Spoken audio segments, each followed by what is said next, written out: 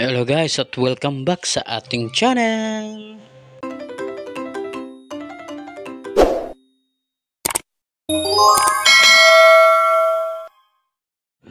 So guys, at nandito ipapakita natin itong pag-install ng Citro Glass sa pinto ng ating incubator. Bale, meron tayong salamin dito. Tapos meron tayong hinulma na angle bar na pinakamanipis na aluminum angle bar. Ilagyan natin ng butas. Bale, pinakorba natin to. Bale, gumawa tayo ng sariling form niya gamit ang dalawang plies. Ayan. Tapos nilagyan natin ng butas, binarina natin.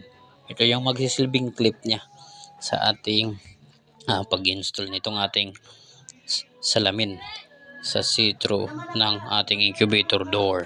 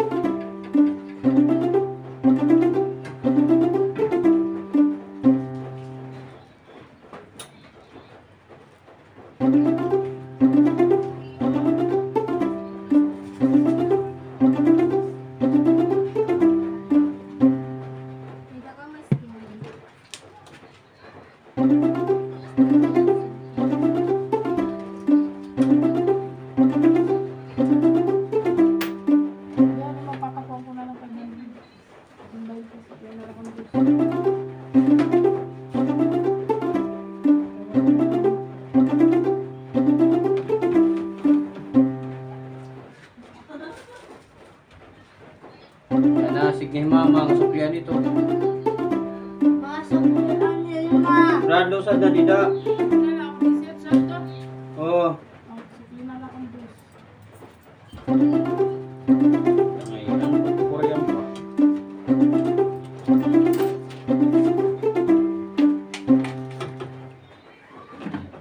Yan na. Anay.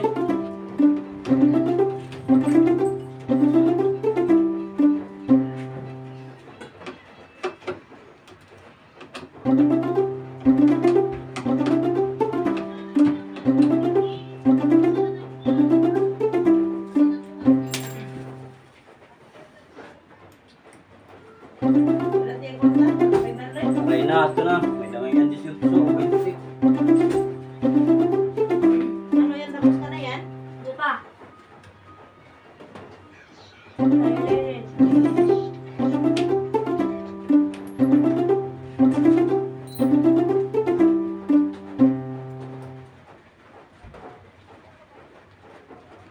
So dito guys, medyo binawasan natin ng konti yung haba ng ilalagay natin na clip sa bandang tagiliran kasi nga nakikita mula sa labas, lumalampas siya mula sa butas ng door, kaya binawasan natin. Ayan, para wag masyadong makita pag sinilip mula sa labas.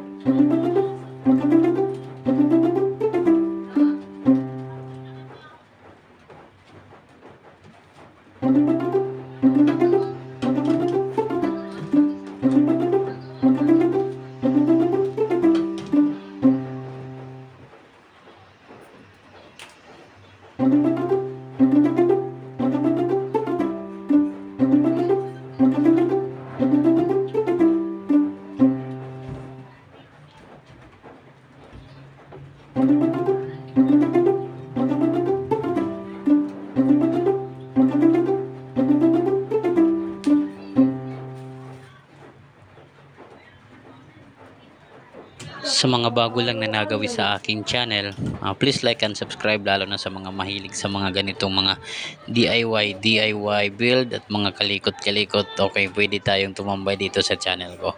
Maraming salamat sa panonood. Sige lang. Ano ka lang ito?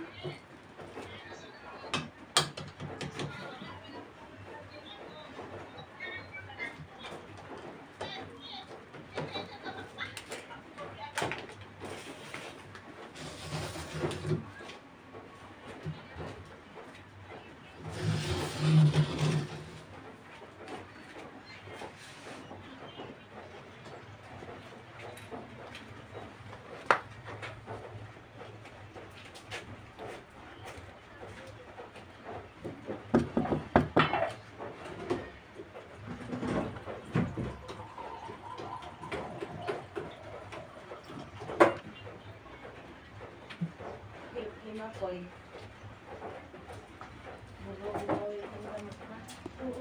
Ayaw na yung paggamit ng laptop. Magusig na lang. Send ko lang po sa ayaw na yung paggamit ng laptop. Kaya ka na lang. I-send ko lang. Para rin.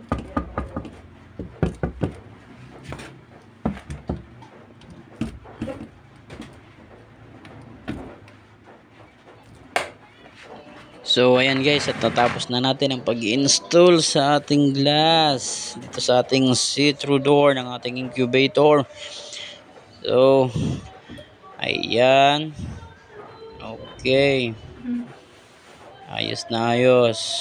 So hanggang dito na lang muna itong ating video para sa content natin ngayon. Maraming salamat sa panonood. See you in the next video.